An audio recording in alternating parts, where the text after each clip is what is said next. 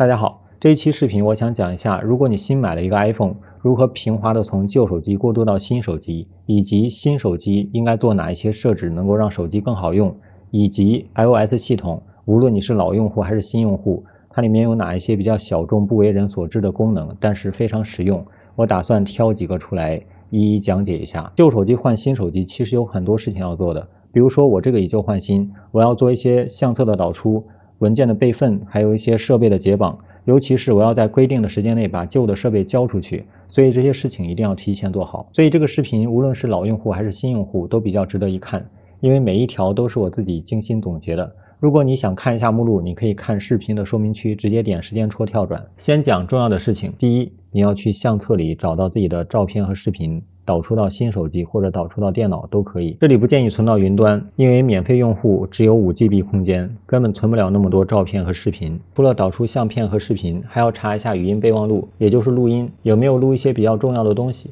这个也可以导出的。除了录音，还有一个非常重要的东西就是备忘录。备忘录里有没有记一些密码啊，或者一些比较重要的账本什么的？如果有重要的东西，一定要把它上传云端或者提前备份复制下来。那这时候有人就要问，上传云端怎么弄呢？首先找到设置，找到自己的账户，点开之后找到 iCloud， 这里有保存到 iCloud， 点击查看全部，这里就可以控制每个软件的文件是否上传。像这里的照片我是关闭了的，因为实在是太大了，我要把它传输到电脑里。像这里的 iCloud 的邮件，还有密码和钥匙串，还有备忘录，还有这个云端信息，也就是你的短信，还有健康数据，这些都可以打开。像通讯录这个最好也打开，到时候你就不用手动导入了。总之这个看个人情况就可以。除了以上这些，还要看一下文件里面有没有保存一些比较重要的文件，比如说 PDF。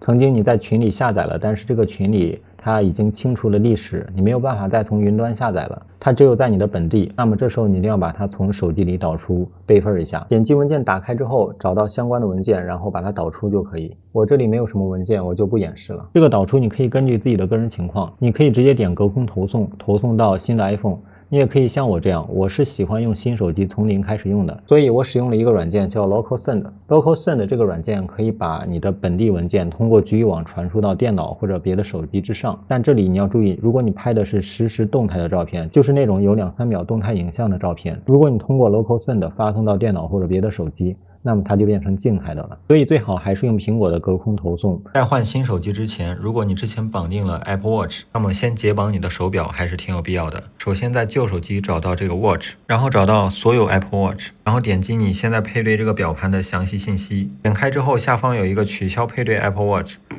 取消配对一下。那么这里要输入 Apple ID 的密码，确定。稍微等待一下，取消配对。取消配对完成，我们打开新手机的 Watch。同样是找到这个开始使用相机配对，等它加载完，然后直接扫描一下屏幕就可以了。接下来的步骤就是按照它的设置一步一步做，这个大家应该都懂，我就不演示了。如果你有 Apple Watch 的话，并且像现在我要进行以旧换新，那么我的旧手机就要恢复出厂设置，然后给他们回收。像这种情况最好是在旧手机上取消配对，这是最简单最快速的方法。如果直接把旧手机交出去，那么要重新用新手机和 Apple Watch 配对的话，可能要在手表上输入一些密码啊、Apple ID 之类的，这样就很麻烦了。现在手表显示让我们把手机靠近手表，使用相机配对，为自己设置，继续。OK， 已经配对成功了。在确保旧手机所有的内容都传输到新手机或者备份到电脑之后，在以旧换新之前，我们要把手机恢复出厂设置，一定要确保数据都备份好，然后找到设置。找到通用，在下方有一个传输或还原 iPhone， 这里点击抹掉所有内容和设置，上方也显示以便你安全的折抵换购，也就是以旧换新这一步操作还是非常有必要的。点击继续，抹掉 iPhone。如果你已经备份好数据，那么你直接点立即抹掉；如果没有备份好的话，你就先让它上传 iCloud。我这里已经备份好了，我直接点击抹掉就可以。接下来它就可以变成一个全新的 iPhone， 就可以放心的交出去了，不会有你个人数据。下一个功能就是在设置中的面容 ID。这个面容 ID 它有非常多的妙用。首先不仅是开启了之后解锁手机更方便，而且你在黑夜中也可以使用面容 ID 解锁手机，它并不是基于可见光来感知你的面部信息的。点开这个面容 ID， 这里的将面容 ID 用于 App Store 最好是打开，因为我上一个手机我图方便没有开启这些密码，但是我每次安装新的软件的时候都要手动输入密码，反而找了麻烦。这样子使用面容 ID 不到1秒就可以。接下来这个需要注视以启用面容 ID， 还有这个注视感知功能，我都建议打开，因为它可以让手机智能的感知到你是不是在看它，从而让手机在锁定的状态下，根据你是否在看它，选择是否展示新来的消息通知。当然下方提示在调暗屏幕还有调低音量之前，也会感知一下你是否在看着手机。下一个功能是我想要很久的功能，就是你可以边放音乐边录制视频。我们看一下，打开视频录制，看一下刚才录的视频，刚才的音乐已经被录进去了，所以这个功能对于经常喜欢听着音乐拍视频的人非常有帮助。比如说我 iPhone 16有一个新的按键在侧边，相机按键，如果你想要拍照或者拍视频，可以瞬间点一下，直接打开相机。这个相机按键不仅可以按下，还可以通过摩擦或者按压，比如说我这样慢慢用力，给它一定的压力，但是我没有按下，然后再通过摩擦来滚动变焦。不过说实话，这个功能我并没有觉得很实用。我买回来这个手机好几个月，我没有用几次，而且它还有一定的学习成本，因为我已经熟悉了之前的操作逻辑。像调焦距的话，最好还是这个圆盘比较方便，我也可以通过点击屏幕调整一下倍数，这比这个又按压然后再摩擦方便得多。可能有人会喜欢吧，我觉得还是挺鸡肋的。除此之外呢，还有一个功能按键，好像15就有了吧。原来的手机像14 Pro 它有一个静音按键，但是现在这个静音按键取消了。这个功能按键也可以充当静音按键，如果你没有静音的需求，那么你可以把它换成别的功能。比如说我的手机，我就把它调成了 Gemini 的 AI。比如说我有什么想问的，我可以长按这个按键，然后瞬间打开谷歌的 AI， 然后这里是语音，我可以随便说什么，大概是这样。那么这个按键怎么调呢？还是去设置里面找到这个操作按钮，这里有各种各样的功能，你可以往左滑，这里有快捷指令，这里有没有操作辅助功能，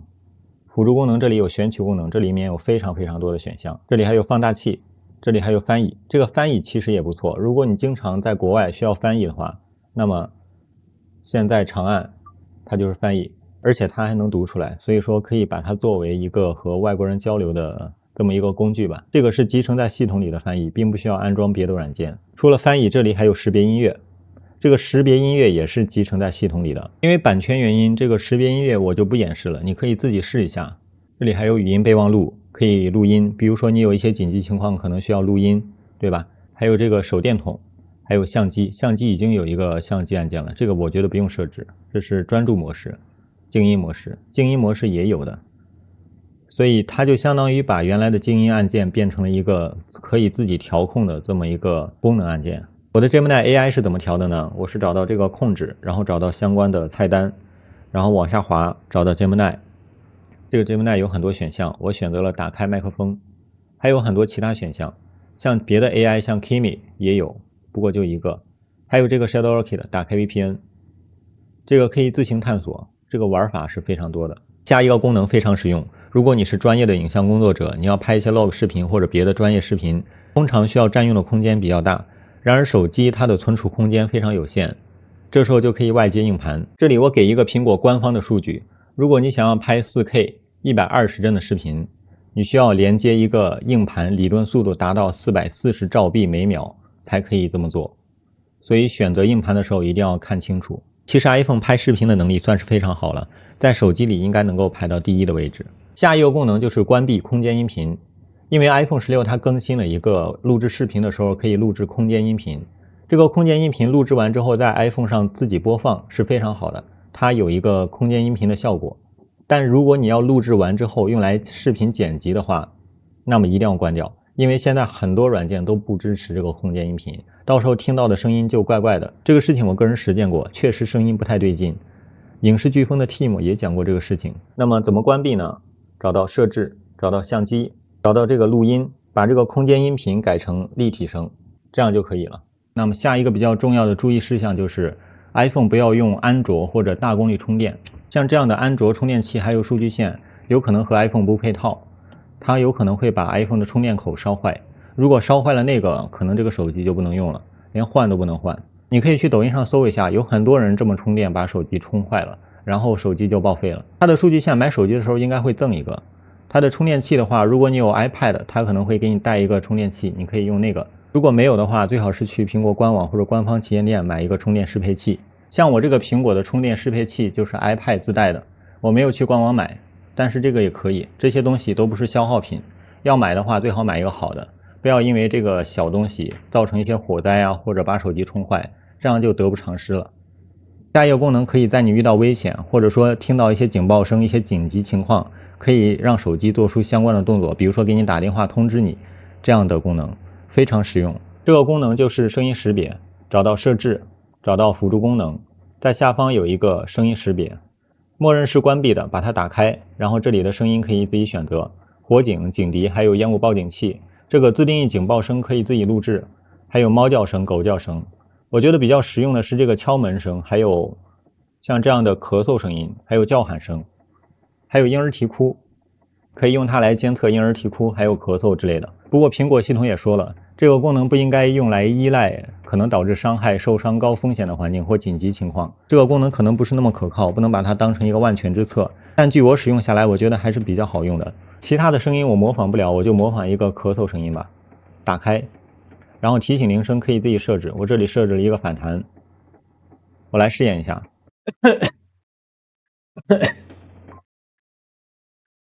已经弹出了咳嗽，识别出声音，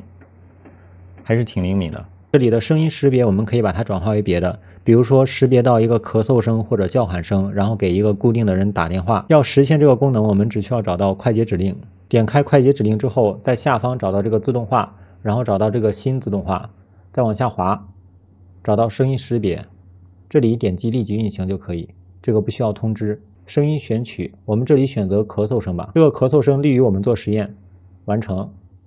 下一步，这里就有很多操作了，你可以找到通话、电话、呼叫联系人，这里我选择了一个联系人，名字叫 We。OK， 这个设置已经完成了，我来模仿一下咳嗽。他现在正在给 We 打电话，我觉得这是一个非常好用的功能，可能在紧急时刻会有巨大的帮助。下一个要做的是关闭 APP 跟踪和个性化广告，也是点开设置，找到隐私与安全性，点击跟踪，把这个允许 APP 请求跟踪给关掉，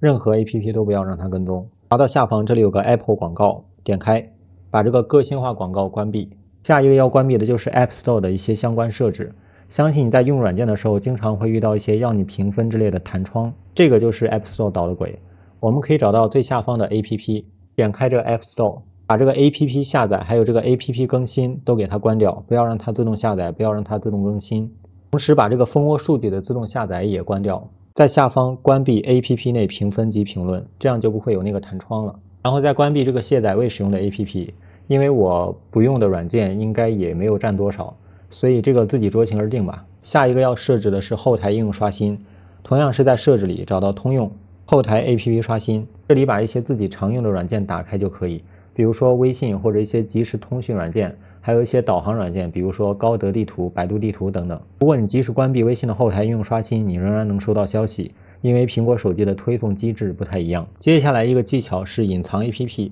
比如说有一些 APP 你不想在你的手机主页上看到，你可以直接长按一个 APP， 比如这个豆瓣，然后点击需要面容 ID，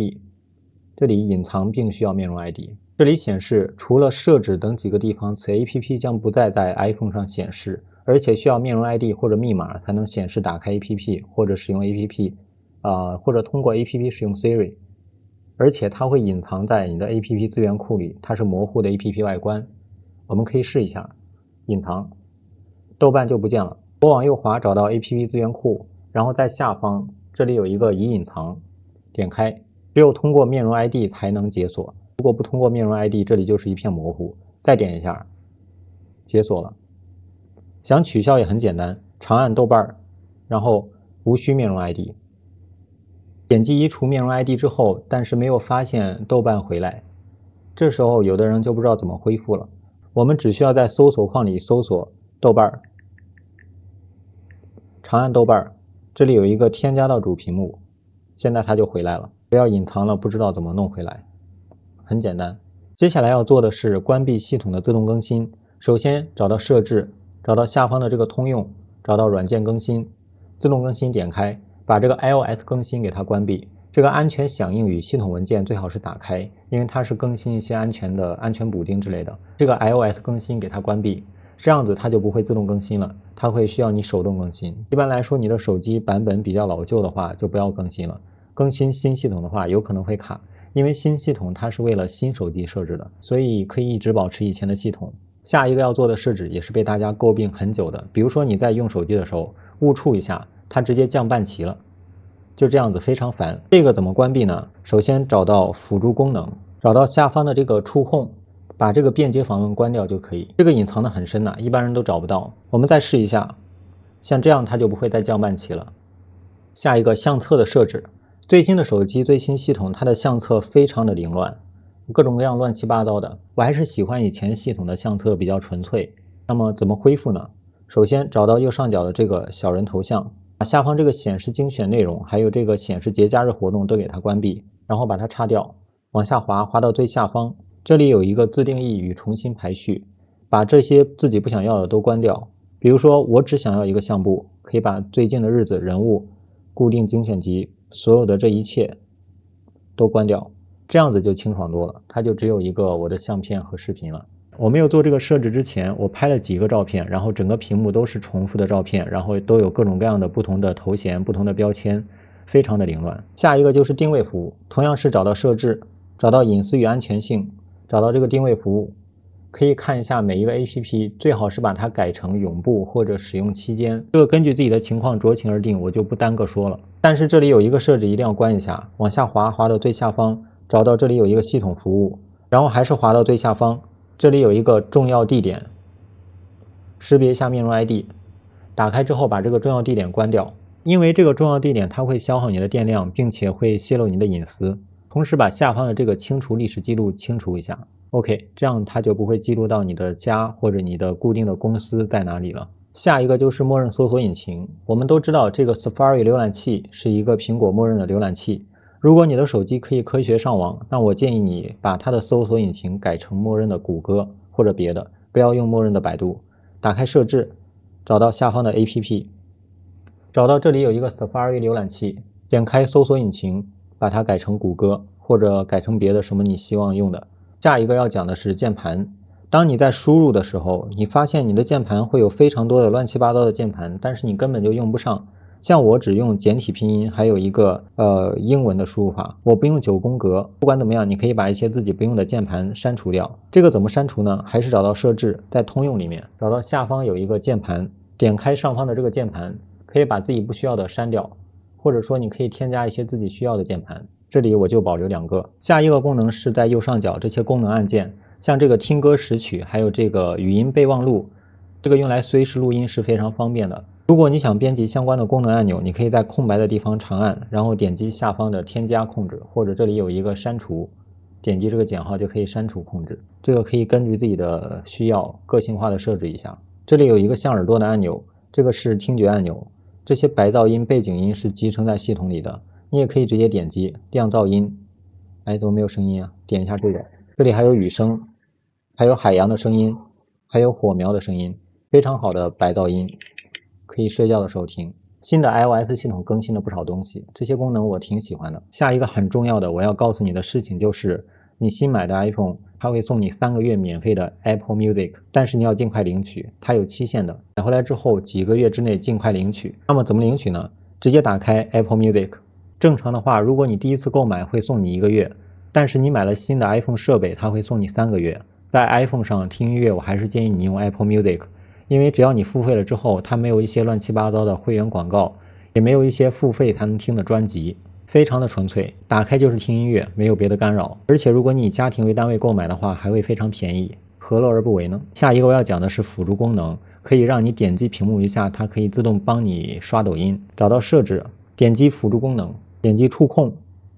辅助触控，这里打开，这时候就可以看到屏幕上出现了一个小圆点，这个小圆点我们长按打开它的自定义，这里点击一个添加，这个手势可以和你刷抖音的手势一样，我们滑一下，点击存储，这个是刷抖音这个名称。OK， 我们来试验一下，打开抖音之后，长按这个小点儿，找到自定义，点击这个刷抖音，这时候可以看到屏幕下方有一个小点儿，这个小点儿你不用特意的点击，它只是你的这个手势的起始之处，所以说你只需要点击屏幕一下，它就可以滑动屏幕。我手根本就没有滑，如果要取消的话，长按这个小点儿，它就取消了。大概这样子，所以这是懒人套装。不过我觉得还是有点鸡肋，因为你还要评论，或者说你要点赞之类的，你不可能只是刷一刷吧？可能有些人只是刷一刷。讲了这么多，我想最后讲一个比较实用的功能，就是物理抢菜或者物理抢什么什么东西。像物理抢东西的话，你需要连续的点击这个抢购按钮。我们可以让 iPhone 自动来做。首先也是在设置里找到这个辅助功能，找到这个切换控制，切换，添加新切换，屏幕，全屏幕。这里点轻点返回，然后在这里方案创建新的方案，这个名称随便填一个抢吧。分配切换全屏幕，点击自定义手势，比如说这个抢菜的按钮在右下方，我可以在这里点10下，快速1、2、3、4、5、6、7、8、9、10，点击存储，返回，再返回，在这个启动方案这里点击，然后选择抢，我们刚才设置的。OK， 我们来试验一下。我就不抢什么东西了，还在抖音里面。这时候如果快速的点击屏幕，那么会产生点赞的这个特效。怎么开启这个快速点按呢？右边的这个电源键，快速按3次，1、2、3。启用了之后，你只需要点击屏幕一下，它就能连续点击10次。所以你千万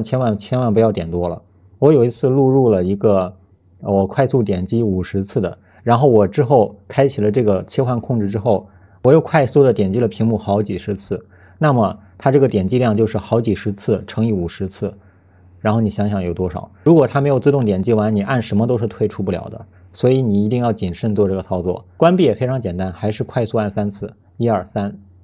，OK， 没有了。想把这个删掉很简单，去方案这里，把刚才的这个方案给它删掉。我终于讲完了。iPhone 里面有太多的功能，我只讲了一些我认为比较重要或者我认为比较惊艳的功能，我也只是讲了冰山一角，大家可以自行探索。如果你新买了 iPhone， 然后看完了这个视频，我觉得你赚大了，因为差不多能想到的我都讲了。如果你有朋友或者家人新买了 iPhone 手机，你可以把我这个视频转发给他看。这期视频就到这里，再见。